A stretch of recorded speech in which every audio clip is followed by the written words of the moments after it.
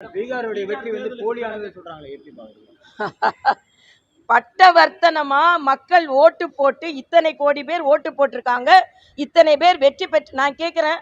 40 உங்களுக்கு வரும்பொழுது உடனே வாக்காளர் மெஷின் நல்லா வேலை செஞ்சிருது, எல்லாமே நல்லா இருக்கு, எந்த பிரச்சனையும் இல்லை. ஆனா பாஜக வெற்றி பெற்றா மட்டும் அது போலி ஆயிடுதா? ஆக நீங்க காலியாக போறீங்க, அதுதான் போலி போலின்னு சொல்லிட்டு இருக்கீங்க. அதனால அங்க எஃப்ஐஆர் போலி, அங்க எஸ்ஐஆர் போலின்னு சொன்னீங்கன்னா இங்க எஸ்ஐஆர் உங்களை காலி பண்ண போகுது. அதுக்காக உடனே எஸ்ஐஆரை வச்சு வெற்றி பெறாங்கன்னு இல்லை, போலி வாக்காளர்களை வச்சு நீங்க வெற்றி பெற்றிருக்கீங்க. அந்த போலி வாக்காளர்களை நீக்கும் பொழுது அந்த வெற்றி போலியில் இருந்து உண்மையான வெற்றியாக வருகிறது என்பதான் எனது கருத்து.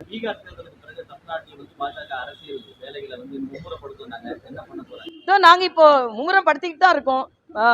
பீகார் தேர்தலுக்கு பின்னால் இல்லை, ஏற்கனவே நாங்க எல்லா இடத்திற்கும் சட்டமன்ற உறுப்பினர்கள் பொறுப்பாளர்கள் போட்டாச்சு, பணி நடந்து கொண்டு இருக்கிறது. இன்னைக்கு மரியாதைக்குரிய பாரத பிரதமர் கூட்டணி கட்சி தலைவர்கள் எல்லாம் கூட வரவேற்க இருக்கிறார்கள். ஒரு நல்ல திருப்பம். உண்மையிலேயே பாரத பிரதமர் பீகாருக்குல இருந்து வெற்றியோடு இங்கே வருகிறார்.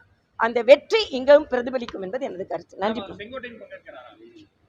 அந்த லிஸ்ட் எல்லாம் பிஎம் ஆபீஸ் தான் தெரியும், எனக்கு தெரியாது. நான் பிஎம் வரவேற்க போறேன், அவ்வளவு.